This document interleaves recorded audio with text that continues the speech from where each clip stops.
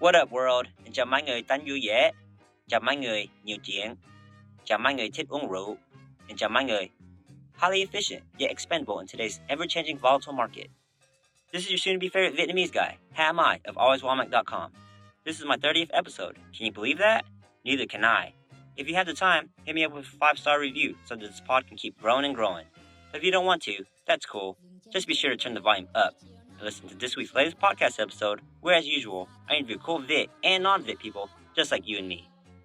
This week, I'm heading to a mysterious location somewhere in the galaxy The fuck? to check it out with the head of a Vietnamese alcohol label and world's largest Vietnamese social content account. Listen as I get a little loopy taste testing his drinks, how he started his alcohol label, what if the Vietnam War never happened, how he started his ultra-popular social media account, uplifting the Vietnamese community, social media algorithms, social media strategies, marketing advice, graphic design, and the dread of the AI takeover, his relationship with his parents, our picks for the most over and underrated Vietnamese foods, being nhiều chuyện, nước mắm over everything, blood jello, being found in the trash, ABGs, and so much more. Everybody, say hello to my new homie, the man, the myth, the mystery, Mr. Founder of the Vietnamese spirit drink, Mot-Hai-Ba-YO, and largest Vietnamese social account on planet Earth, Phở Da Culture. Yo. Hey, what's up, man? How's it going, dude? Good.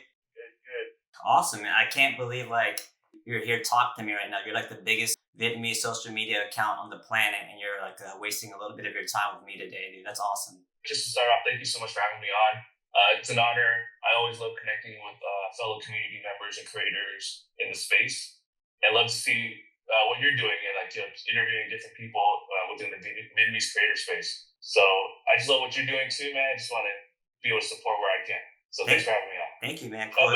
Whatever I'm doing, man, it's just all for fun, man. I love picking people's brains, seeing how they think, seeing their thought process, seeing how they got to where they're at right now. And I just love to see the passion and what everybody does. So I'm excited. I'm excited to pick your brain. I'm excited to try your drink out. I got them from your dude, Kevin Nguyen, over at Next Gen Nails, as stereotypical as that sounds. But shout out to Kevin. That's our guy right there, out there in Dallas, Texas. He's a big supporter of the brand. With Mot-Hai-Ba-YO, we started this about a year and a half ago. The real passion behind the brand was, the idea of it's been 50 years since, the Viet diaspora has, kind of spread throughout the world, right? But yet we never have ever had this mainstream alcohol brand that we can call our own. I felt hey, this was our chance to do something. Like I said, we're a Vietnamese-American brand made here, started here in America.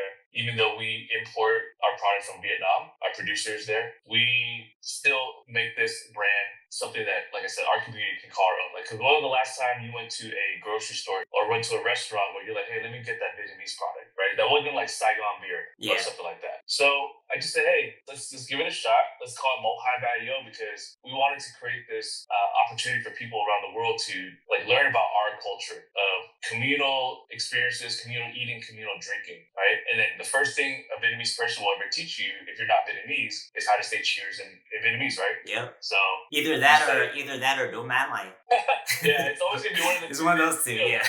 So we showcase this as a rice spirit that just happens to be flavored, with fruit flavors that are inspired by fruits that are actually native or grown in Vietnam. So if you look at our lineup that you have right now, you'll see that we have lychee, mango, pineapple, banana, and durian. Mm-hmm. The durian one, I'm excited to have you try and get your reaction and feedback. That's one of the most polarizing flavors that we launched with. We did it with the intent that we really want to dial in on the Vietnamese culture.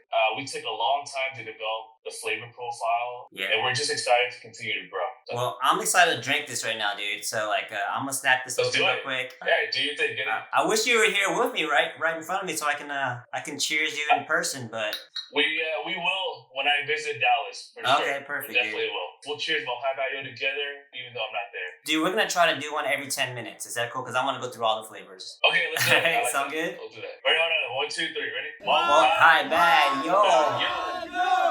Bro, dude, that's just I just ate a piece of saurine. For real, it's good, dude. And I'm a saurine dude though. I like saurine, but it's good. That's good, dude. Real smooth, man. Like it, brother. Yeah, man. It's like ice cream. It's dangerous, brother. It's 16%. It's no joke. Oh yeah.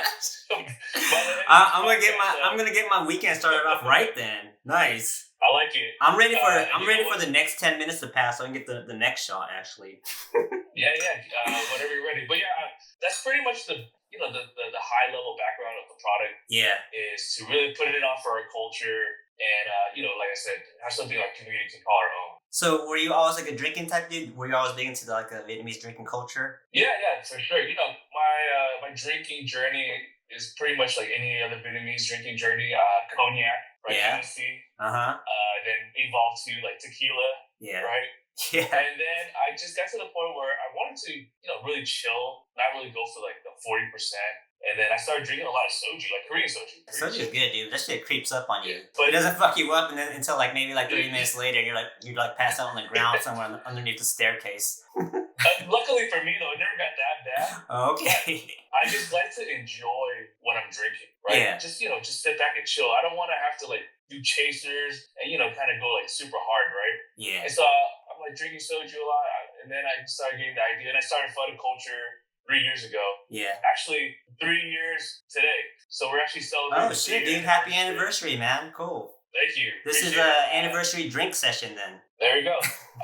Happy to celebrate with you, brother. But yeah, we started. I started Phở Da Culture 3 years ago, and just having this drink, being able to kind of share and showcase it on the page, people can see it around the world. It's been special. Like at the end of the day, as I was drinking soju, I was like, hey, let's see what we can do with the Vietnamese type of category, and now we're here. So currently, Mot-Hai-Ba-YO is in 7 states. Nice. We're in California, Texas, Florida, Massachusetts, Washington, Hawaii, and Oregon. I think those are the only states you need to cover, actually. So, like, yeah, I think you're good. No, we're excited to, we have Minnesota, Nevada, and, other places. Oh, yeah.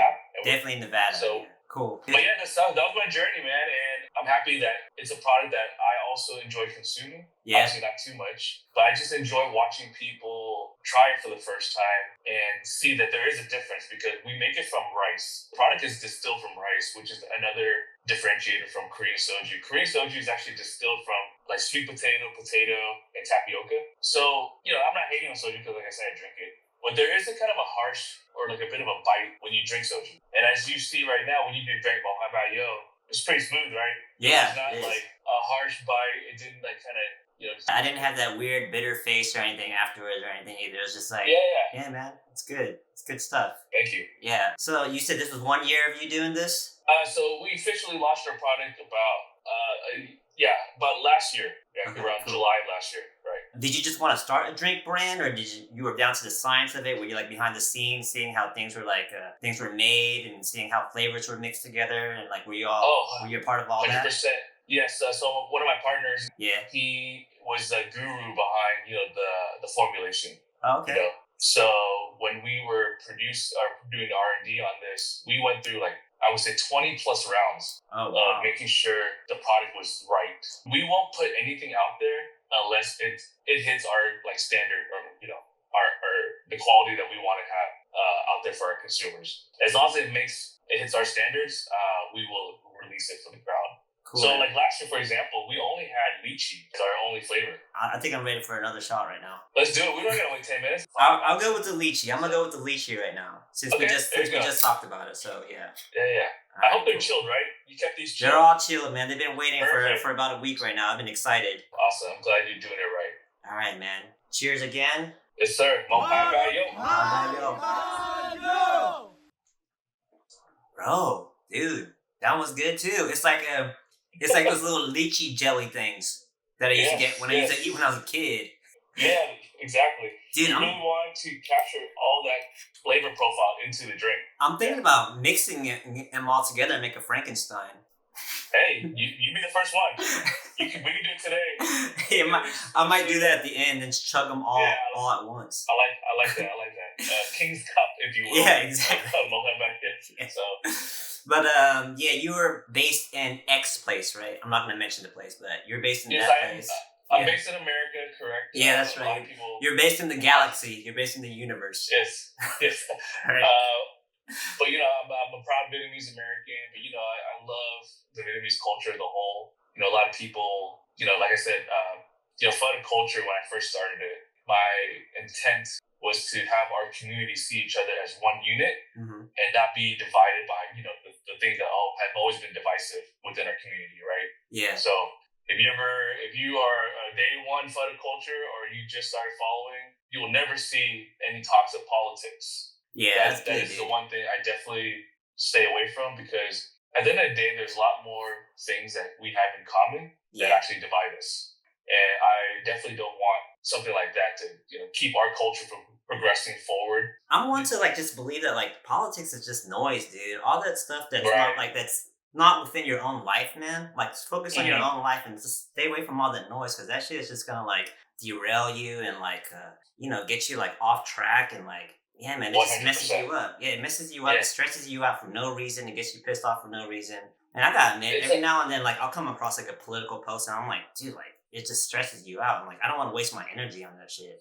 And I'll be honest with you, I understand the trauma and the struggle that the war meant to. That is not being dismissed. You recognize what happened, but you also see the potential of where we can go as a community. So the past, we can never change it. We can remember it, we can honor it 100%. We can be respectful to it. But then you can't change it from happening. It already happened. It already happened, right? Yep. And the silver lining that I always tell people, whether it's in conversation or even if it weren't for the war, the growth of the Vietnamese culture would have happened around the world the way it did. Yeah. Right? It was because of the Viet diaspora that you see Vietnamese people, communities, and our food and our traditions being spread throughout the world. Exactly, yeah. When would banh mi have made it to Australia back in the day? If it weren't for the war. Yeah, if it wasn't for the war. I mean, I wouldn't even be sure if I would be here if it wasn't for the war. I wouldn't be sure if I'll be in Texas sitting here talking to you right now. It's that butterfly effect thing. It had to happen for good stuff to happen, to come out of it, Correct. I wouldn't have been born. Yeah. My parents met in the refugee camp. That's straight up. Yeah. Because they're from two different cities in Vietnam. Not so far apart, but far apart enough that if they never met in the refugee camp, I wouldn't be here. Dude, so, have you ever thought about what if the war never happened and then the world would be a worse place? Have you ever thought about that? It could. I mean, we don't know. It's weird to say. I don't want to say the word worse. What I would say is it would just be completely or it could be better. Who knows? But right now, the time that we're living in right now is cool. It just would have been just completely something we couldn't even imagine, right? Because obviously Vietnam would have continued to evolve and grow, right? And eventually people in Vietnam would have left the country for different opportunities in the world, right? Yeah. But because the war kind of forced the hand of the people that ended up immigrating, right? But at the same time, like I said, all that's in the past. We can only focus on the now and also think about the future as a community of Vietnamese people, right? Yeah. And I'm super thankful that we are where we are today, and whatever led up to that, obviously, we just have to take it in stride, accept it for what it is, and just move forward. I want to believe that everything happens for a reason. We're at the point where we're having it's for a reason. So yeah, I agree. Cool. I agree. Cool. Yep. Was there a specific moment when you started Phở Da Culture? Were you just laying in bed one night before you went to sleep, or were you in the shower, or you're in a long car ride and you're like, man, I want to make something for the Vietnamese community, and this is what I want to do. What was that moment where you started Phở Da Culture? So I'm glad you asked that question. So Phở Da Culture, I guess, was always in the making, if you will, because back in 2010, I started this Vietnamese apparel line, and it was these fun parody shirts. Yeah. Based on kind of mainstream culture. Some of those designs are actually bootlegged in Vietnam until this day. Oh yeah. I don't know if you've ever seen it. I designed this T-shirt that had the Starbucks logo, but instead of Starbucks, it said Vietnamese coffee on it. Oh, okay. And, I think I've seen that one before. Yeah, and there's another shirt that I designed, one of many, but then one of the shirts that caught on and got bootleg was the Burger King logo, but instead of Burger King, it says Pho King Delicious. Oh. And it was done in the style of Burger King. Oh, that's so anyways, cool. Those two T-shirt designs ended up being bootlegged in Vietnam back in around 2014. And are we talking about the retro Burger King logo or the new Burger King logo? It was the retro became the new one. Oh yeah, that's right. It went back. But it was the newer one before they went back to the retro one. Oh, gotcha. That kind of style. Okay, yeah. Cool. But all that to say that I've always been a big advocate for pushing Vietnamese culture in some type of way. Yeah. Back then it was through apparel, but I was doing it on the side because I was working a corporate job back then, right? Oh, okay. And but I did it as a passion project, and it was cool. I ended up selling T-shirts around the world. It was a fun time, and it still lives on till this day in Vietnam, even though it's not officially licensed merchandise for me. But I remember one of my friends coming back from Vietnam and asking me, "Hey, are you selling your T-shirts in Vietnam?" And I said, "No, I'm not." And he goes, "Hey, but I saw your designs out there." I'm like, "Oh, wow, interesting." He goes, "Hey, are you gonna sue them? Or do something about it?" I was like, "Bro, if people in my home country can make a living off of something I made and designed, I'm all for it. No problem at all." Dude, if it was like some corporate company, that's a different story. Yeah, right? for sure. So, this goes back to if the Vietnam War didn't happen, maybe you would have been created because your parents would have never met, and then you would have made those two, the Starbucks logo design and the Burger King logo design, and then now it's bootlegged in Vietnam. So, man, that butterfly effect is crazy, man. It is crazy, bro. But all I have to say is that I had that kind of Instagram page kind of idle for like years. Yeah. And then it didn't have like a lot of followers, maybe like 700 followers. Because I was bigger on Facebook prior. But anyways, I started posting, fun Vietnamese content that I would see somewhere. That was like Vietnamese related. So I just started sharing that because I was like, hey, even though I'm not producing T-shirts anymore, I like to still share like cool things I see around, involving Vietnamese culture. So I started sharing some videos, and then like in June of 2023, some of the videos I shared like got millions of views. I was like, hey, what's going on here? Yeah. It's crazy. And then I was like, all right. And then I would still be very sporadic, and then only share things I thought would be funny or still relative to like the people in my generation, right? I'm like a millennial a bit. I'm kind of giving away a bit of who I am, but I'm a millennial. It's cool. So, I think we're all millennials at this point. Yeah. But I started sharing some other videos, and those also started catching a lot of traction, a lot of views. And I started seeing my following growing. And then I said, hey, maybe if I just be consistent with this might continue to grow, right? While doing things that I feel would be relatable to like people like me. So I just kept being consistent, started making my own memes because I have a background in graphic design. So I started making memes that were, I felt like would be relative to, people that, like I said, are in my demographic, right? My age group. Yeah. And it just started catching on. I was super consistent with it. I was posting pretty much like every single day, sometimes up to 5 posts a day, just to see what content worked and what didn't. So was this like a mixture of your own memes and then finding stuff online too, other content? Yeah, it was content I would see and I thought would be fun to share and repost. Yeah. So I would do that, and a mix of like original content, like the memes that you probably see throughout the years in the last 3 years. Yeah. Awesome, dude. Cool. Did you ever think that it would become what it is today? Absolutely not.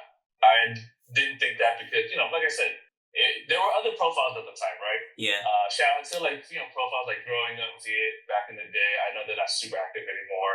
Shout out to like Little Saigon Official. So there was a ton of Vietnamese creators before I ever entered the space. Yeah. Subdoc, etc. All homies, and I didn't think like what I was doing would be anything special, right? But it just, I guess I struck a chord with people because when I did my original content, it was something that wasn't done before, right? Like the memes that I was doing, I would take like mainstream culture memes and apply it with the Vietnamese twist, and people just resonated with it. Yeah. And I think that was what really separated me from the rest, in a sense where like that's why I kept growing. And I think that, people just started finding that I'm just really focused on the humor and just trying to brighten people's day. And at the end of the day, I just want people to put a smile on people's faces. That's cool. Because that's how I am as a person too. Yeah. I'm always like a jokester. I'm always trying to, make people laugh. Not trying to make people laugh, but I always end up like trying to, be fun and not take things too seriously. Yeah, for sure. Cool. Do you still create memes now, or do you have like a team and like you guys kind of like schedule when to post things, or like as a team, or is it still all on you? It's just me. Phở Da Culture is a one-man show. People don't believe that. Oh shit! Hold on, dude. It's shot time. It's shot time. It's 1 o'clock. Right. It's 1 o'clock shot time. All right, we got Durian. Hold on to that thought real quick. I tried the lychee and I tried the saurian. I'm gonna go mango. Go with mango. with Yeah, mango. all right, I'll go mango, dude. I got mango right here, dude. All right, man. 1 o'clock. 1 o'clock ready? shot time. All right. Mot-Hai-Ba-YO. Bro, that one's good too. That one reminds me of the mango high chews.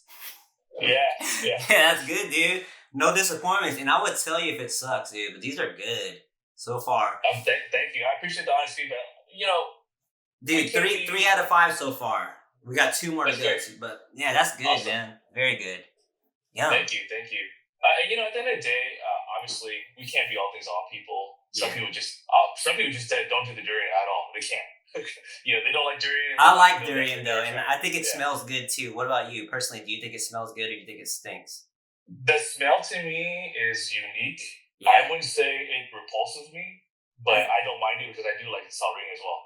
So you think it stinks, but you think it tastes good? Yeah, I don't think it's bad. Like the smell won't make me throw up, but it definitely is unique for sure, 100%. I think it smells good, and I think it tastes good. But when I was a kid, though, I used to think it smelled gross, and I thought it tasted gross. But as I grew older, dude, I was probably like 37 until I thought it tasted good, dude. Hey man, it's not about when, but as long as you get around to it, right? Or get around to it, it's all that matters. I didn't even like mango until I was like 32. My wife forced me to like it, and I was like, oh shit, this is actually kind of good. So now I eat it. I eat it like daily now. You didn't like mango? I didn't like mango, man, and I think it was because my parents, they loved it so much, and they constantly try to push it on me, like after we had dinner or something. So they're like, try this mango, and I was like, no, I don't want it. So it turned me off. But as I grew older, I finally I liked it. Yeah, dude. Interesting. You've been missing out for I know, exactly 2 years. I know. Yeah, I love it though. I eat it every day now, dude. It's good. That's good, and I'm glad you like this version. This one's good too. What were we talking about? We were talking about culture. Oh yeah, well, it is a one-man show. People don't believe it. Yeah. But it is just me running the page. That's wild, dude. Like just running. Me trying to keep up with my own social media. It's like overwhelming a lot. But you're running like the largest Vietnamese social media content on the planet. Like how overwhelming can that be for you? I would say the last year or so, it definitely not necessarily a challenge, but I definitely slowed down. I become more strategic with the sense that I don't need to post 5 videos a day.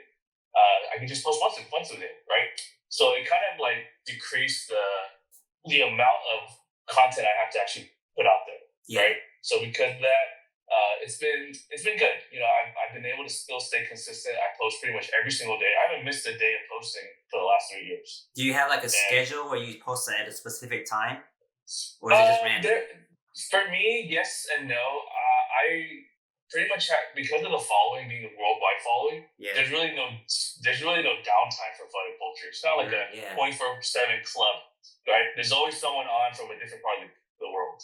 So me is more of a restriction of when I'm sleeping. I won't be posting when I'm sleeping during my time frame or my time zone. But it's been good. I still do memes. It's not as often as I used to do it. Yeah. But I still try to do some memes when I can. And just still try to keep things, like I said, relatable and funny.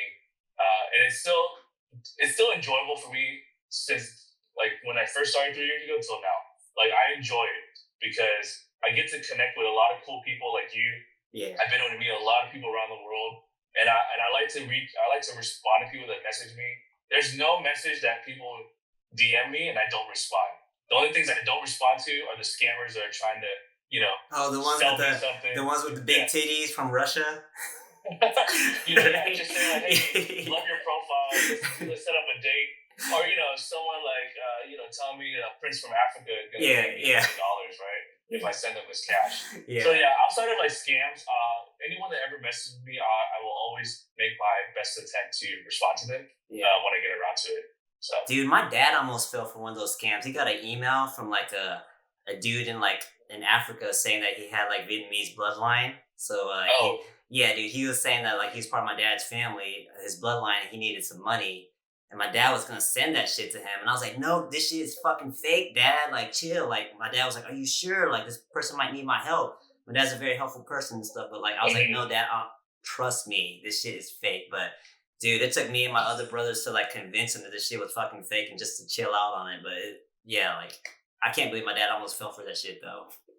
And it's scary. Our parents, with this AI out there now, where things look so realistic, you can't even like tell the difference. Dude, I can't even tell the difference these days sometimes. I know, and we're gonna end up being like our parents. I know, dude. I wonder what's gonna dupe me one day, like some kind of hologram or some shit, you know? I'm getting tricked 100%. I'll say that right now. Yeah. 100%. Dude, I'm gonna get tricked by some fucking Bitcoin scam. I know it probably like in 20 years. Yeah, they're gonna make Bitcoin. Yeah. I need this Bitcoin. Yeah. But back to the posting real quick. Like, do you like what's like the typical day and like and how you run for the culture? What is it like? You just wake up, you make sure you post something, you scour the web to try to find a post to repost, or like is it routine on what you do? Yeah. So the way I operate is I'm always on socials, right, all the time. I do that for a living. That's kind of my day to day. I run a marketing agency myself. Cool. So I'm always on social. So when I run across things that I think would be good to share on Phở Da Culture, I'll save it. Like I'll save it in my notes app because it's really hard to do things on the fly. So I don't want to lose something when I come across it. So I'll save it into my notes app. Yeah. And then I'll go through those again to make sure, like, hey, will this actually be good for the page or not? And so and I'll start filtering things. And then I'll finally see the one that I think would be good. And I also like to space out the theme of things that are posted. Yeah. So I'll give you an example. If I do something about bitter melon soup, which I did yesterday, I'm not going to do another post about bitter melon soup for a while because I like to spread out that kind of content theme. Strategic, very strategic posting. Yeah. Yes. And so, for example, like I collaborate with a lot of creators too, that are on social media. I won't collaborate with that same creator like multiple times a week. Because sometimes I will get approached and saying, hey, do you mind if we collaborate on this? I think it'd be great. And, they're not like huge creator with a ton of following. But if I feel like the content would resonate with the crowds, I'll accept the collaboration. And they don't have to pay me or anything. I just want to help creators out as well. But I won't feature that same creator like within the next 2 weeks. I like that, dude, because you're basically like an art curator. Then you curate everything like to a T to like what you're wanting and what you're needing in your brand. Yeah, I definitely, it is curated for sure. It is not random.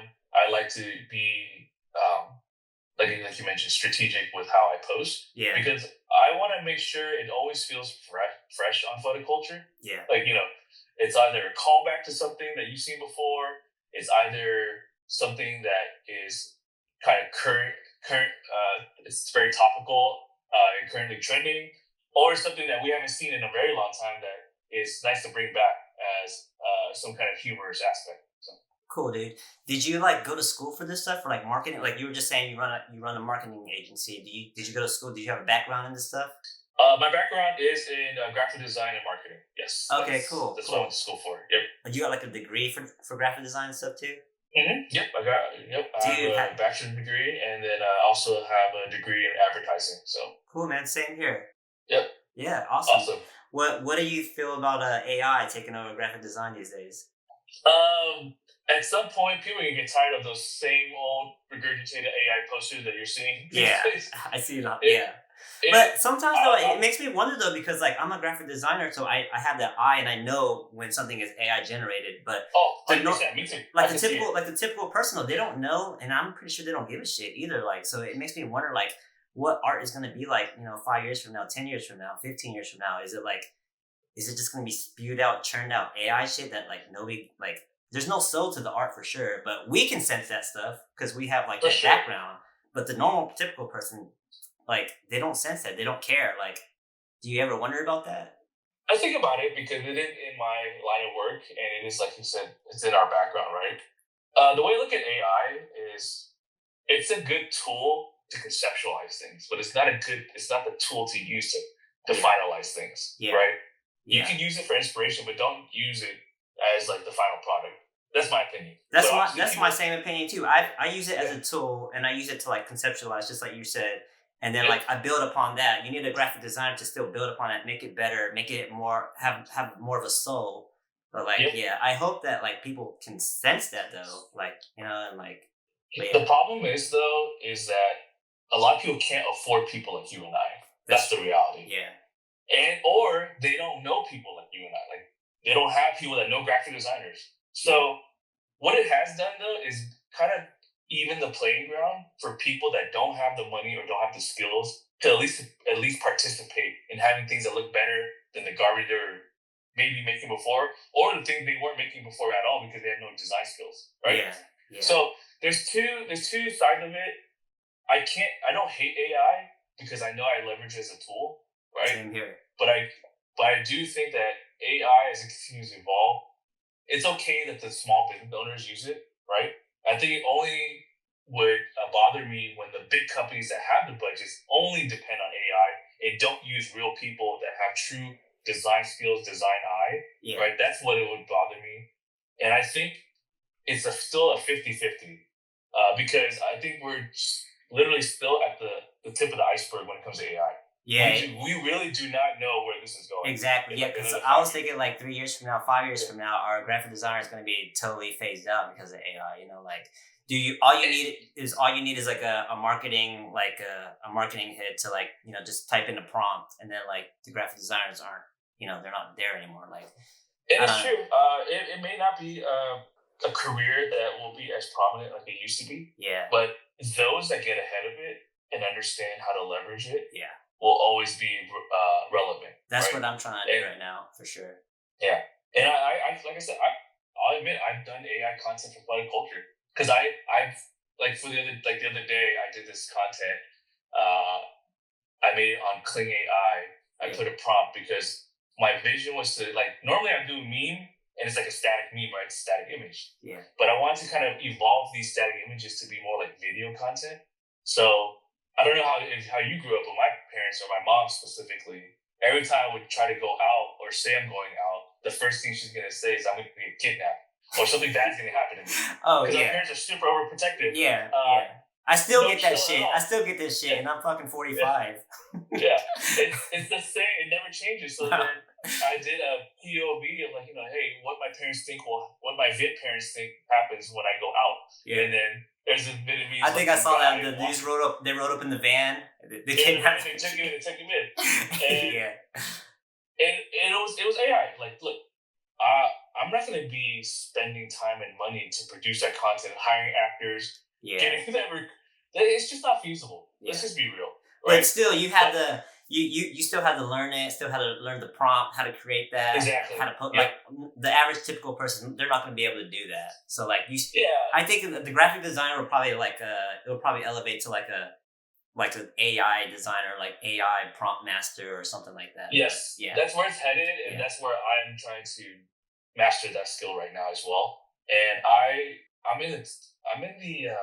I'm on the side of like, you know, accepting where we're going and adopting it, right? Hold that thought, dude. Hold that thought, dude. It's drink time. Yeah, shot time. All right, here we go. We got pineapple and banana. Up to you, brother. Banana is one of our more unique ones as well. You never seen a banana like I know. I haven't. I think I'm gonna do the banana, or should I mix the pineapple and the banana, hit them with the pina colada? I would say try it by itself first, and if you feel like adventurous to mix them, I wouldn't. Cool. It's not that it wouldn't be not that it would be bad, but I've never done the mixing yet. That's something that we're trying to still think about doing, like mixed flavors. Hey man, if you need a taste tester for the mix, you know, like I can send you my Venmo, and then you can pay me to risk my life on mixing these drinks. All right, dude, ready? All right, ready. Mot-Hai-Ba-Yo.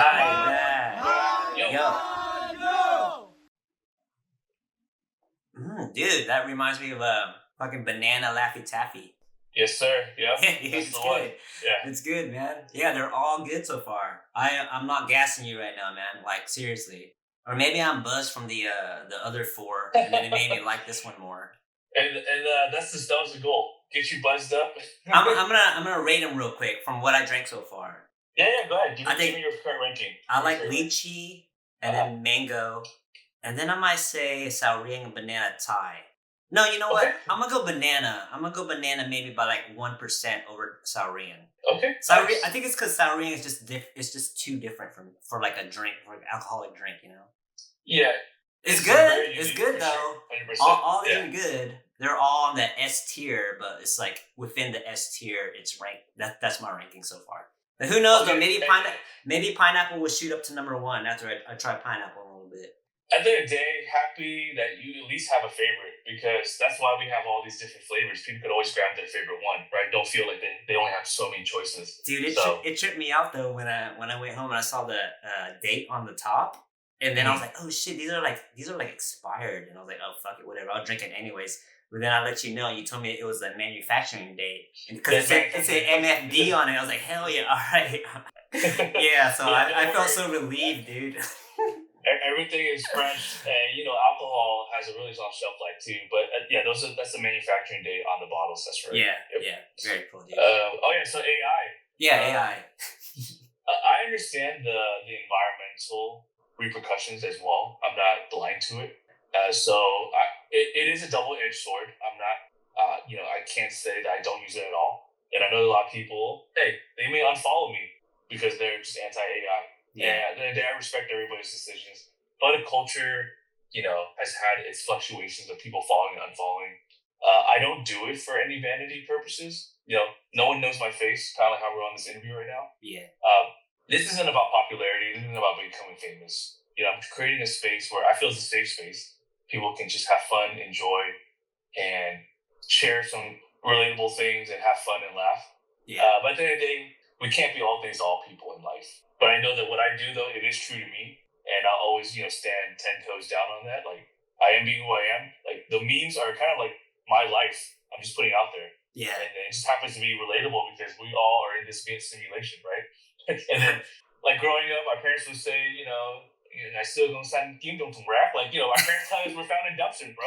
Like, yeah, I got that too. Yep. Yeah, like how do all these good parents have this script, right? It's like the same script. Did you get it where your dad was Mexican? Because my dad was, I guess he was Mexican when I was found in the trash and my dad found me and he was Mexican, and then I never heard that one. Yeah, because my dad used to be really dark and he had a big ass mustache. So then my mom was like, "Yeah, your dad's Mexican and he just learned Vietnamese and we found you in the trash." And I was like, "That's hilarious." I've never seen the alternate race dad option. That's crazy. Yeah, dude. That's funny. Yeah. No, but like I said, at the end of the day, I'm just kind of like putting my experiences in my life and like my perspective of how I grew up Vietnamese. Yeah. And putting it in there. It's great, dude, because like you built a community, dude, and like whatever you put out there, we all feel it. Like just like the trash can kid thing. Like we all understand, and then like it's relatable, and we're all like, hey, it makes you smile. It makes you feel like you're not alone. And like, yeah, man, it's awesome, dude. Whatever you're doing is awesome. Thank you so much. I appreciate it. It means a lot. I just have a lot of, I got a lot of love for people that have been supporting since day one. And even if you just start following, it's all love because I appreciate that we could all just share this space together. Is there a time though when you have a day where you like put in so much work and so much effort into like creating a post and like and then like you got like instead you got like 20 unfollows, you got like nobody liking your post, and you're like, shit, why am I even doing this for? Like what's the point? Like why am I wasting my time? Have you ever felt that way? Not really. I mean, there are things that don't perform as well as others where I thought that it might do better. Yeah. But I also know that it's not it's more because of Instagram, right? The algorithm, you're always subjected to the algorithm, right? Even when it doesn't matter what you post, because you'll see some of your clips probably have gone really well. Yeah. You get the snippets from your podcast, but then you've done another similar snippet, kind of same topic or same kind of whatever angle it was, right? But it doesn't do as well. Yeah, so it's weird. It's like like I'll post on like YouTube and it won't get the same amount of love as like Instagram, or then I'll post on TikTok the same thing, and it will like everybody, like nobody even looked at it, and I'm like, well, this is so weird. Like I don't understand. Like it's weird. But when I understand that it's more of the algorithm than it is about what I made and how much people like it, then I take that pressure off myself. I don't look at it and like dissect it and like put myself down or like make myself feel bad just because it didn't get as many likes or views as another post. Yeah, I just understand how the game works because Instagram nowadays is encouraging more original content, which is why I try to do more original memes and stuff like that. Yeah, but they also encourage collaboration posts. So if you're collaborating with another content creator, that's going to get seen more now than you just posting yourself. Yeah. So, it's changing a lot, and I'm just trying to adapt and evolve myself for photo culture. And, not everything hits, and that's okay. Have you figured out the algorithm, or like, is it just still random to you? I have figured it out. Okay, cool. It's not an exact science per se, because it doesn't always work the same way. Yeah. But my collab posts definitely do perform better than just me posting by myself. How about how about hashtags? Does that shit still work? Hashtags, they definitely dial back on how important they are and how effective they are, for sure. Yeah. So I never use hashtags ever. If you actually look at all my posts, you'll never see hashtags. Period. I was thinking about just using every cover for my post just like a chick with big titties, and then like maybe that might do. Yeah, I think it'll do pretty well. Or at least just the first second of the clip. Yeah, exactly. That might work out. Yeah. The cool thing about social media is that so many people have gotten so creative over the last couple of years. Yeah. On how to do marketing, but not make it forced. Meaning, you'll see all these restaurant businesses just doing fun content. It's not just about featuring the food anymore. Yeah. It's just the employees doing fun content. Yeah, they want to see what's going on behind the scenes, like that real kind of lifestyle, like what's actually going on type of stuff. Exactly, and I think that's what people need to understand is that marketing is supposed to be fun. Yeah. And it's not supposed to be serious, and it's not supposed to be salesy all the time. Yeah. Stop trying to sell things to people. Yes. Just tell things to people. People like to be told, not sold. You know what's crazy, dude? Because with my podcast, I sell T-shirts too, and my T-shirt sales were kind of going decent. But then I started doing the podcast, and I started showing my face, and then it dropped dramatically, sales in my shirts. It dropped really crazy. Oh. So maybe I should take a cue from you and stop showing my face again. It might work. Hey, brother, you're a handsome guy, dude. No, definitely not handsome. I think it's weird. I wouldn't say that's correlated. I would just say that sometimes people don't want to, like I said, if you start kind of pushing it through your podcast. I don't know if you push your podcast and shares on your podcast all the time, but yeah, if people see it being pushed through the podcast, then people start feeling like they're being sold to, right? Yeah. But if you just naturally wear it, or your guests wear it, but you never talk about the t-shirts at all, yeah, then people start being like, oh, where'd that shirt come from? Oh, it happened to be sold by me, but you don't sell it at all. In terms of when you're on video or on camera, and none of your content tries to sell the product, right? Yeah, I got you. But that might be the case. I mean, I'm not sure, but I don't really think it has anything with you showing your face on the podcast. I think I just need to get some plastic surgery, dude. Fix my face up or something. Maybe I'll get some more sales. Maybe I'll go to Korea, try to get a BTS vibe going now. Yeah, maybe that'll work. Korean pay. Yeah, cool. But yeah, I think it's shot time. I think it is, dude. I think it's last shot, dude. Pineapple. We got pineapple. Well, last shot for the episode. Maybe not the last shot you take for the day, because I think we're gonna do double. I think we got 30 more minutes. Actually, time is already flown by pretty fast, but we might have to do double shots though. But I'm doing the pineapple right now. I love pineapple, so I kind of saved this for last because I'm a big pineapple dude. So, all right, man, you ready? Yep. All right, yo. First thing that comes to mind, dude, Fanta. Which is good. I love Fanta. Yeah. So yeah, dude, all these are great, man. All of them. Very good, very smooth. I'm not craving a chaser. I'm not craving a lime. I'm not craving a chip. I'm not craving a bite from a burger. Not needed, dude. Exactly. And those are just shots, man. Dude, I could probably drink these all night, dude. I don't know if it's gonna creep up on me and I'm gonna get really fucked up later or not, but dude. Oh, you're definitely gonna feel it. Once we end this episode, you're gonna feel good today. I would like to. You should share them with friends though. Invite some friends over, or have your brother. I don't know if all your brothers are old enough, but get some family. Would love to see the reactions too. I love it, man. It's good. Yeah. It's really good. I can just go into any store and get these, or what? So right now in Texas, we're still building out our, retail level, because in Texas it's considered a liquor now. Because okay. So we have to be sold in liquor stores. We can't be in HEB, stuff like that. So Total Wine, Specs, Twin Liquors, we're we're definitely building out that footprint right now. Okay. You can get it at restaurants, at like shout out to City Night KTV. Yeah. They got it there. Wabi House got our product there. Cool. Coming soon to Mudepo out there as well. So we're definitely continuing to grow where we're being sold at. Best thing for people to do is check out our website and look at our product locator. It shows them exactly where it is near them. I'll just keep hitting up Kevin. I'll give him cash if I need some more. Yeah, is that cool? I won't confirm or deny that. Oh, okay. But yeah, try and pick it up however you can, or just go out for a night of karaoke at City Night KTV. All right, cool. Yeah. Hey, what's your karaoke go-to song? I'm like I said, I grew up here. I'll admit I can't sing in Vietnamese. I can't either. I can't sing Vietnamese either, dude. I can't sing Vietnamese. I can't sing in Vietnamese. I can speak Vietnamese well. So can you read it?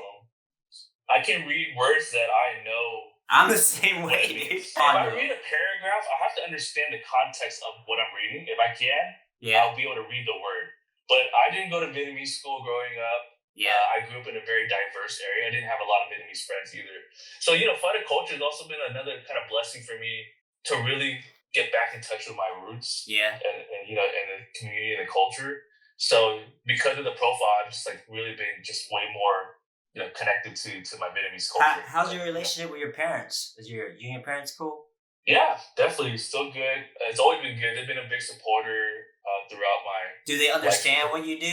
They do. Oh, that's cool. Especially when they get free stuff, when people send stuff. Okay. And they get free products and free stuff. And it's they like it now. Nice. But originally, they don't understand social media as much as I do, right? Well, how about when you graduated with that graphic design degree? Were they like, "What the fuck is this?" Or were they cool with it? Or what? Yeah, they thought it would be porn. Yeah, same here, dude. My parents still don't even know what I do. I'm sure you and I definitely have similar stories. But when I told my parents, so the funny thing is, I started out as a computer science major really? college. But I realized quickly that I didn't want to be in the back end of things. I wanted to be on the front end. I wanted to be a designer, right? Yeah. The experience, the UX, UI. Yeah. And then I told my parents, "Hey, I'm going to switch my degree to graphic design." And they said, the first response was silence. And when you can hear what Vietnamese parents silence, that's all you need to hear. Yeah, that's all you need to know. Yeah, exactly. That the look on their face and the silence is just like, oh shit, did I do something wrong right now? But I wasn't disowned. They didn't get mad. They were just more worried, like all our parents, right? They didn't get worried that can you survive with that type of career that isn't a doctor, lawyer, or engineer, right? Yeah. The typical stuff all Vietnamese parents want their kids to be. Yeah. But at the end of the day, I think they're happy with where I'm at today.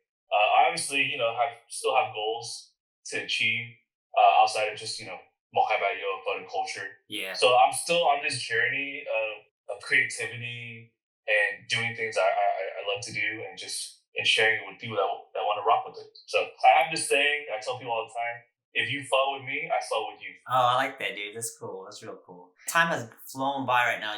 I had so many different questions, but we had so much fun with the drinks and just your background and stuff. You ready for a quick rapid fire? Yeah, go for it, brother. But we're gonna do a shot before rapid fire. Okay, sounds good. Now you're gonna go with. This is the time to pour a little bit of your favorites into one, but make sure the mix makes sense. I'll make it sense. Mango lychee sounds good. Mango pineapple sounds good. I'm gonna do pineapple banana with a little bit of mango. Are you going real?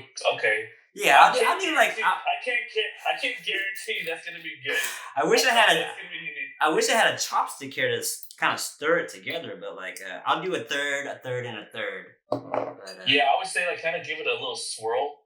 All right, dude. This is it. This is the last third is mango. So I did pineapple, I did the banana, and I'm doing the mango. So it's your drink. I would just finger stir.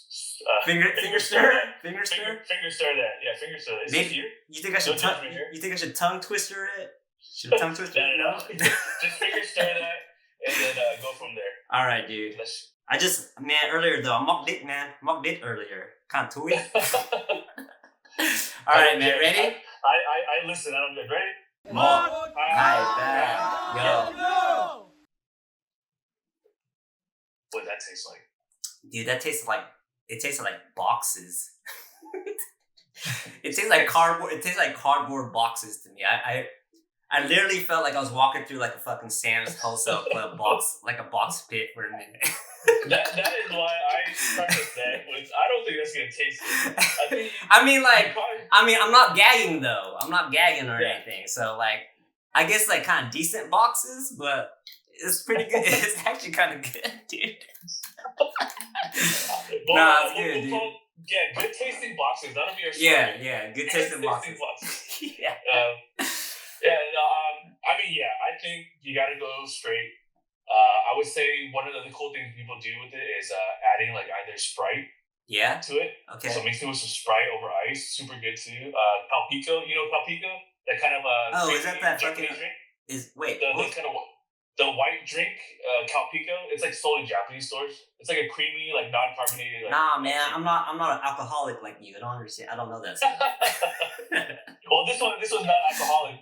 You mix it with the Mot-Hai-Ba-Yo, that's really good. Okay, cool. So cool. Yeah. So mixing it with the what's it called? Palpica. Oh, Palpica. Either that or mix it with another beer. Yeah, beer. Yeah, beer or like a Sprite. Is really cool. Good too. Yeah. Any specific beer? You know, if we're Vietnamese, I think Heineken is a default. Cool. But honestly, any kind of like light lager would be good. No problem. How about with a Guinness? I think that would maybe only work with durian. Oh, okay. That might be like a little creamy durian, maybe. Might be. I don't know. How about with a Fat Tire? You ever had a Fat Tire? I'm honestly not a big beer drinker. Oh, really? So, okay. Because beer gets me super bloated, and then you're peeing like every 5-10 minutes. Cool. And it's like 5%. You're like drinking so much just to get buzzed. Are you a wine dude? You like wine? Nah, I don't really drink wine. So it's either gonna be Mot-Hai-Ba-Yo, soju, or on the rare occasion tequila. You're a good marketer, man. You're a good salesman. It's in our blood, bro. Yeah. We're very good salespeople. So. All right, man. Rapid fire. All right, go for it. Best Vietnamese dish. Bông bò Huế. Most overrated Vietnamese dish.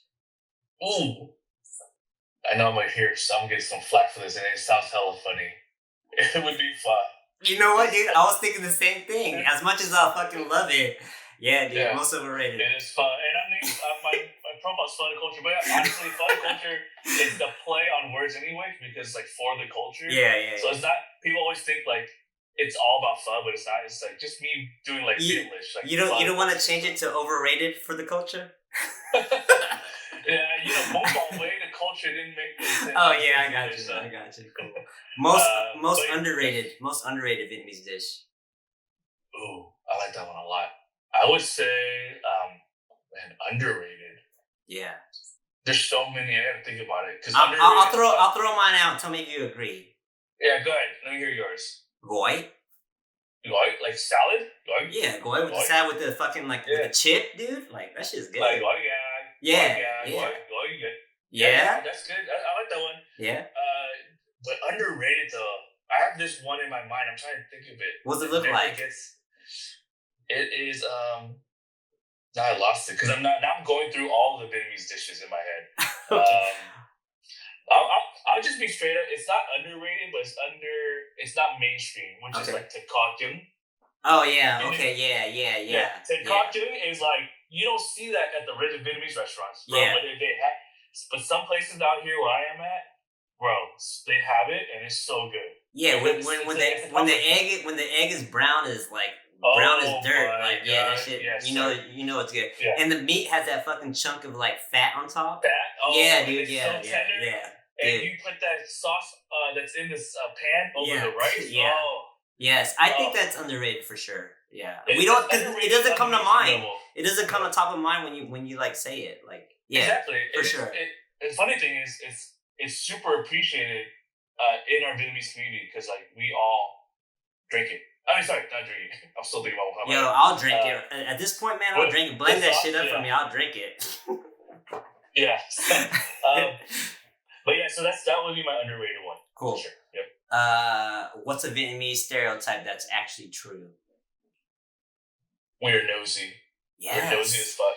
We're so new. I know, right? We're very new. I try not to be too. But whenever I hear the fucking gossip, I'm like, yo, what's up? Like. What's going on? Is known, we are to get that tea. Yeah.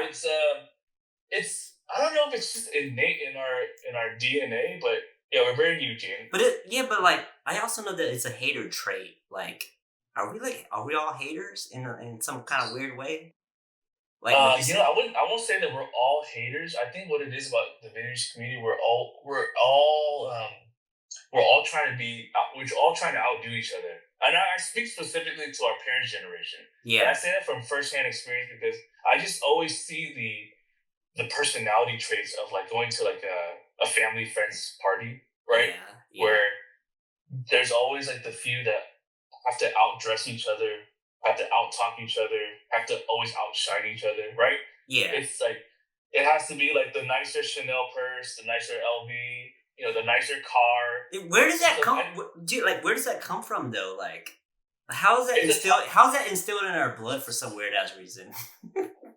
In my personal opinion, it's a toxic trait that probably goes back to like just all coming from nothing. You think so? Right? It's a trauma thing. It's trauma induced. Yeah, it is. It's a defense mechanism, if you will, and it's just it's projected in a very bad way. Yeah. Does that make sense? I know. Yeah, I noticed it too, and I always wonder. Like, I'm self-aware to the point where I'm like, where does this shit fucking come from? It's like weird. It is coming from nothing, and then now that you have something, you really are proud of it. Yeah. But then that pride from it comes off the wrong way. I gotcha. Yeah. Yeah. So I try to. I'm not trying to justify behavior. I'm just always trying to understand behavior. Right. Same here. And I think Same way over here. That's just where I'm at, and I think that's probably one of the biggest things about us. We're very Eugene, and we're very Do you ever get mad at yourself though for like trying to know what's up, that you're being nosy? Did you ever catch yourself being nosy and then you're like, oh fuck, like why am I doing this? I'm not super nosy myself though, honestly. Okay. I'll be something will catch my attention if some drama's happening, but I'm not gonna be so deeply invested where I'm like, like just staring and listening. That's so funny, dude, because like this past weekend, me and my wife, we were just talking about like being nosy and gossipers, and we were like, we wondered if we were nosy and we wondered if we were gossipers. But then we came to the conclusion where it's like, if the gossip spread and it came to us, it would stop with us. We wouldn't spread it. We would just be like, we'll keep it to ourselves and just like leave it at that. 100%. Yeah. That is very, very true. Yeah. So, but it took us like 2 hours to get to that point. What's the most Vietnamese thing that isn't technically Vietnamese? Vietnam fish sauce. Okay, cool. I was thinking of driving a Toyota. Oh, sorry. I'm more like, when I found out that brand of fish sauce that we all grew up with wasn't Vietnamese owned, I was really taken aback. You talking about the fish sauce that has that illustration of like a crab on it? Yeah, the bacool, yeah, bro, it's not Vietnamese, bro, and that stuff is like that irritates me. That's not Vietnamese? It's Chinese brand, bro. This is the first time I'm learning this right now, but it has Vietnamese words on it though, right? Bro, that's where they duped us and our parents. No way, really? Go look at the bar right now in your house, because I know you got one. Your parents' house, when you go next time, look at the back. China. No way. Seriously? Yeah. That's crazy, dude. Yep. First time, my mind is blown. Dude, what's this? My mind is blown right now. This is the first time I ever realized this. That's crazy. And that's the crazy part, is that it doesn't matter that even though people find out about it now, the only people that can make a choice to change is like our generation, right? Yeah. But our parents' generation are like super invested. So is there like a Vietnamese Nước Mắm that's actually sold out there? That's kind of like not mainstream, but like a go-to. Well, we always got to get that crab one. Yeah, I think. I can't think of it. I can't think of any besides. Yeah. Every time I close my eyes and I'm thinking of something, immediately that fucking like crab illustration that's kind of blue pops in my mind, and like. Yeah, we're duped. Like Vietnamese, we don't have like a ton of like mainstream products, right? That's the thing. Like from the Vietnamese brand, it's What about Coco Rico? That's not Vietnamase either. We use it a lot though. That's not Vietnamese either. Fuck. No, that's not. I think that's not Vietnamese. I think that's like Thailand or something. I think it's a Coca-Cola product. I think it's from the Coca-Cola Coca-Cola headquarters. Probably.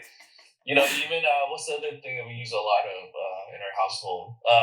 Like that coffee brand that all parents make Vietnamese coffee from. Oh, Cafe Duma? Cafe... Cafe Duma? Yeah, Cafe Duma. Yeah.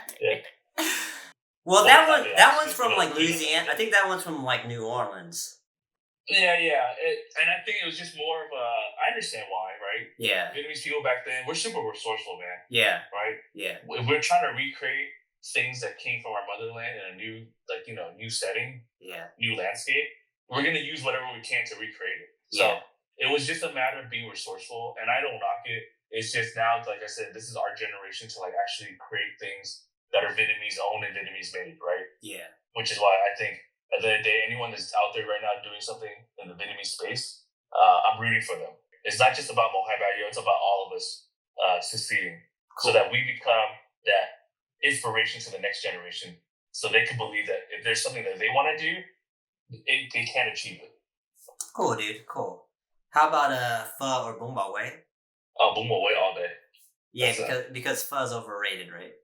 Yeah. Don't get me wrong, though.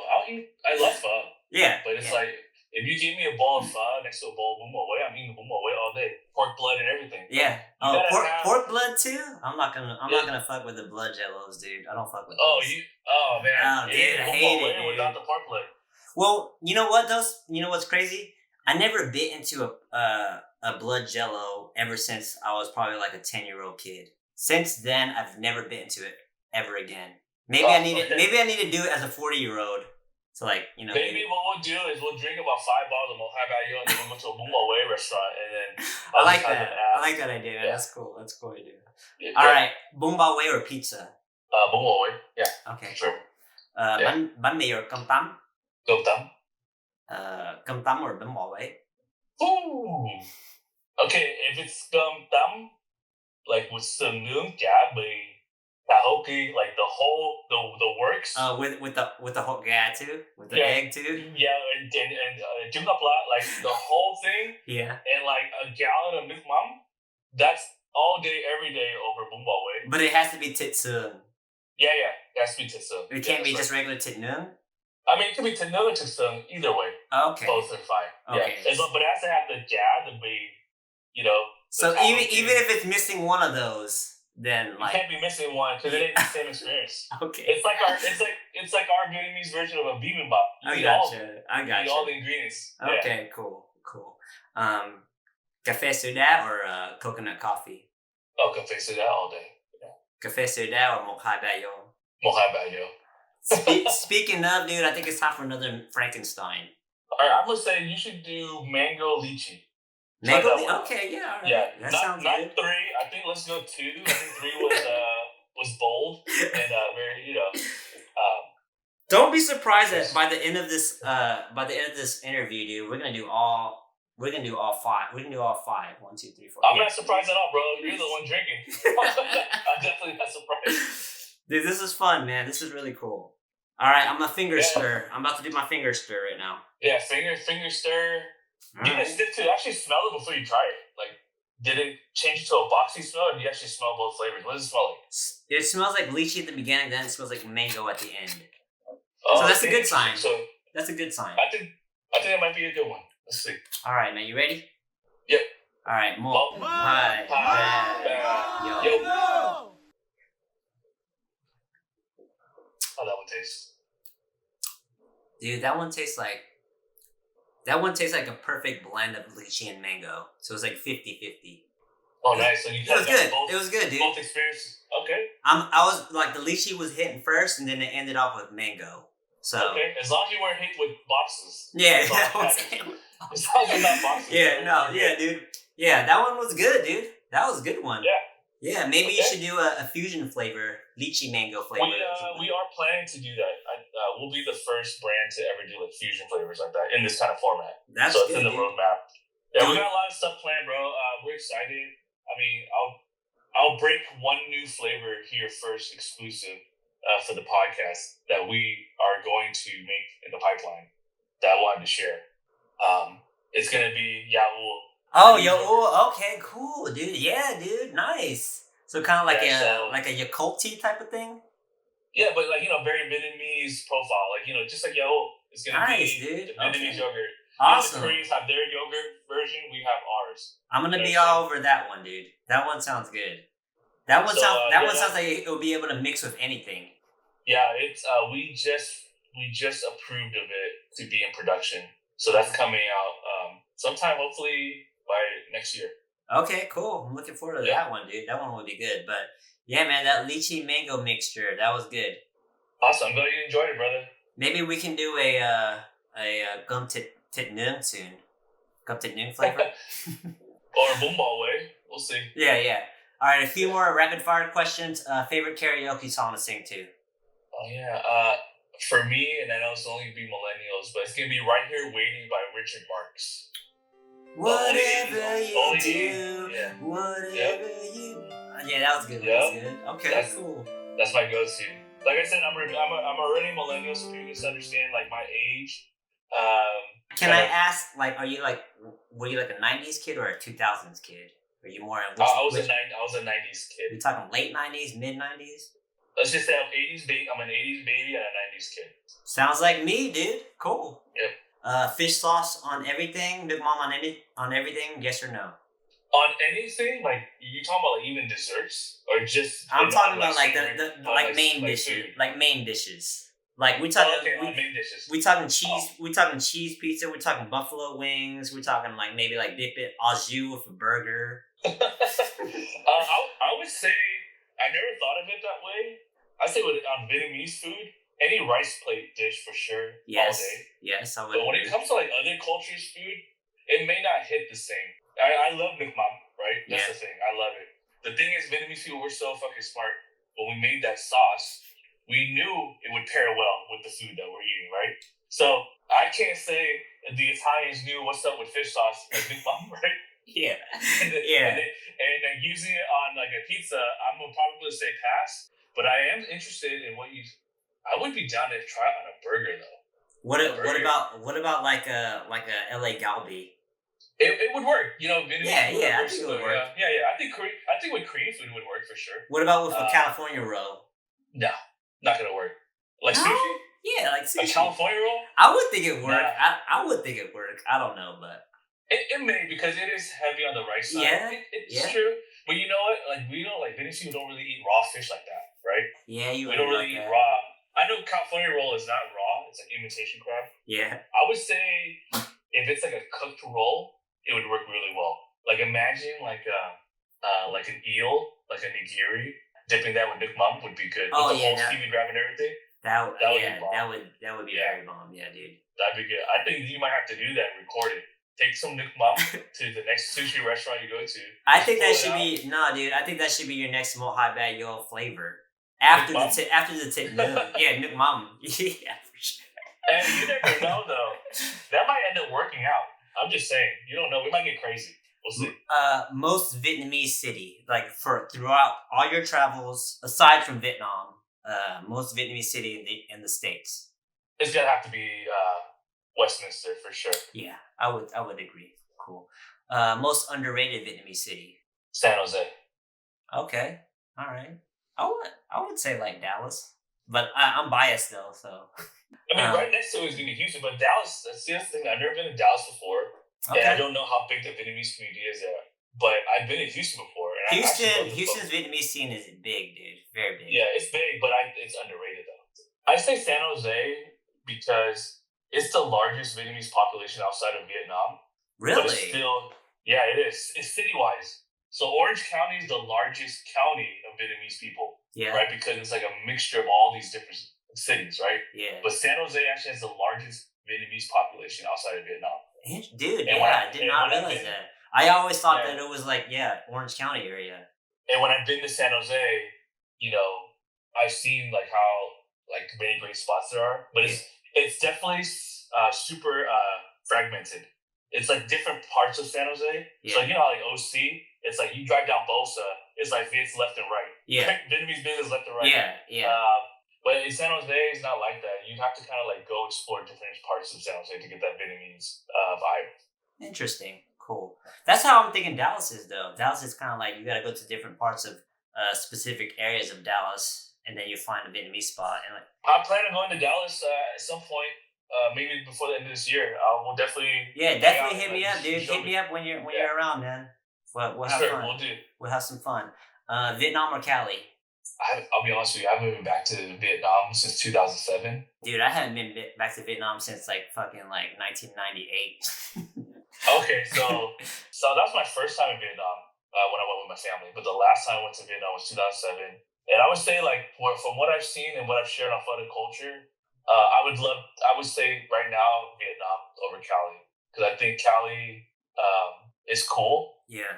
It's interesting, but I would rather go to Vietnam for sure. I asked that because, like, when you think America and you think Vietnamese people, your brain kind of goes straight to like California. Yeah, that's why I asked that. But like, I mean, Vietnamese people are spread out everywhere, man. We're like in New York, we're in Texas, California, all over the place. So yeah, I love seeing it. Seattle, you name it. Yeah, exactly. It's really cool to see that, and like I said, it's that silver lining that it would have never happened, at least at this pace and this rate, if it weren't for the war. Yeah, and dude. like I said. It's something that we don't always think about because it's always focused on the politics stuff. Yeah. But that's like I said, the silver lining. Yeah. So. Favorite memory ever in your life? That's a really personal one. Interesting.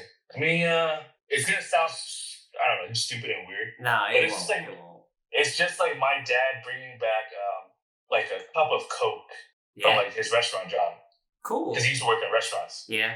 And it's just really distinct because it's like my earliest memory, and I was like, I think like 2 years old. So yeah, that's cool, man. Because the fact that it's still lasting with you right now, that means like, it's very personal and like, I mean, it's it just shows you it's cool to see where you've been and where you're at. Yeah, and it makes you definitely appreciate life differently. So sure. I feel like everyone's greatest memory should always have their parents involved at some point. Cool. Yeah. One thing every Vietnamese household owns. We all own a Paris by Night VHS or DVD, 100%. Yeah. That is I moved out of my parents' house, and I think me and my wife, we have a Paris by Night video like fucking somewhere. That is 100%. Yeah. Every Vietnamese household definitely has it. What annoys you the most? Fake people. Yeah. Yeah, that's like number one. Sure. That's all day. Yeah. I'm a type of person where it's like, if you don't like me, you don't like me. You don't gotta fake it. Yeah. Like, it's better that way because I can see right through people, and I've met with a lot of people, interacted with a lot of people in my life, and fakeness is like number one. I just can't handle it. I don't want to be around it. Yeah. I'm not fake. I am who I am. Yeah. Whether people find me annoying or not, or they like me, that's just who I am. I'm always gonna be the same way as I am right I'm now. always for that Kurt Cobain quote. I'd rather be hated for who I actually am than loved for who I'm not. 100%. Yeah. That's I'm on the same page. Yep. Cool. ABG or Wholesome Girl? Wholesome. Oddly enough, I was never with an ABG type of girl ever. So, and it's like wholesome, not wholesome where it's like goody two shoe, type of thing. Yeah. It's just wholesome that their lifestyle is just very chill and relaxed. It's not all like they don't have like 5 Vietnamese gangster ex-boyfriends. Yeah. I don't want any of that drama. Yeah. I never wanted it and never would want it. So. Favorite place to get away and just like be with yourself, be with your thoughts and just like kind of think and like plan your day, reminisce, whatever, just chill. I would say just on a drive. Yeah, just on a drive is probably the best time for that to happen. Yep. Yeah, nice. Yeah. What failure ended up helping you out the most in life? Interesting. Not failure, but just the Vietnamese apparel line that I started. Yeah. It kind of like had its run and then it stopped. But then if I didn't do that, I would have never had Phở Da Culture. Yeah, for sure. So, I would say that it's like that's how you kind of like uprooted everything. That's like the beginning. That's like the start. That's like the sample of like what you become now. Yep. Yeah. So I would say like because of that, like that kind of venture didn't really pan out. It still led me to doing Phở Da Culture. Cool. Years down the road. Yeah. And last question, dude. If you could tell every Vietnamese person in the world one thing, what would it be? Every Vietnamese person in the world.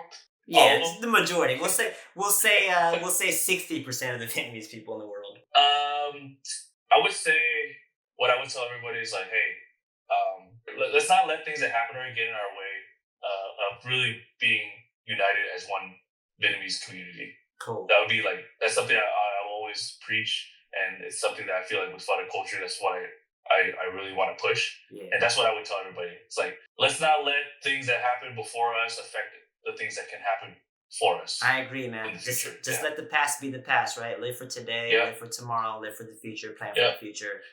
Because I want to be able to celebrate our eventual like World Cup appearance in Vietnam. Yes. I mean, like with Vietnam being part of the World Cup, and not let that moment become a political moment, right? Yes. And let just like all of us be proud of the fact that Vietnam could be on that stage one day. It's gonna happen. I already know it. I'm excited, to see like all these Asian countries representing for their country. And I can't wait for the day where Vietnam gets this chance to be on the World Cup stage. Dude, I'm waiting for 100% Vietnamese dude to be in the NBA. I'm waiting for that day. Yeah, I mean, I'll take Jalen Williams any day, though. I'll take it. Yeah, I'll take Jalen Williams. Yeah, I'll take Johnny. I'll take Nazan Duzang. Yeah, he's not in the league anymore. But he was though. But and it's still just, to me, it still blows me away that we're even at that point in life. Because I grew up playing basketball. I love basketball. And always wanted to just play basketball for fun. Dude, you shouldn't have told me this because we can talk another fucking 4 hours then about basketball in the NBA, dude. But I'm sure we'll save that for offline. Yeah, we'll save that for another time for sure. But man, dude, I had a lot of fun with you. Like the time flew by so fast, and your drinks is awesome. Mot-Hai-Ba-YO is awesome. You made it through an hour plus with me. I hope that wasn't too bad. No, man, thank you. It's been a pleasure. This was fun. Thank you for trying it out and enjoying it. Honestly, if you didn't like some of the flavors, I would have never been offended. But I'm glad you tried it. Let's not mix those 3 flavors again. Yeah, dude. And I know that people already know where to find you online, but just for that smallest case that don't, where can people follow you and see you on the socials? Yeah, follow me at Phở Da Culture, PHODACULTURE on Instagram. Cool. And then follow Mot-Hai-Ba-YO as well on Instagram as well. Okay, awesome, dude. Awesome, man. Again, thank you for wasting your time with me. I know your time is super valuable. You have a great rest of your weekend. Keep in touch, man. If you ever hit up Dallas, let me know. And will do. Thank you so much for your time, man. One more shot before we go. We have to. Well, I'm gonna go with the durian. I'm gonna go with the durian, and I'll just do straight up durian because that's how we started it. So I'll end it off. Let's full circle. We'll do full circle. Yeah, cool, man. All right, man. All right, you ready? Ready? Mot-Hai-Ba-YO. All right, dude, man. Thank you, dude. I think that was better the second time than the first time, dude. There you go. Awesome. Hey, you have a safe rest of your day. Do not drive right now. Oh, definitely not. No, definitely not. Drink some water, and then it's been a pleasure. Yeah, man. I appreciate you, man. I love you, man. Thank you. All right, take care. Later, dude. If you enjoyed today's podcast and would like to be a future guest, email me at walmart.podcast@gmail.com. While you're at it, like, subscribe, comment, share, and follow on your preferred podcast player. A quick rating or comment really goes a long way, so I really appreciate it if you could do that. And don't forget to follow Mot-Hai-Ba-YO and Phở Da Culture on Instagram at Mot-Hai-Ba-YO brand and Phở Da Culture. See my show notes for the direct links. Until next time, peace, love, and do my mic.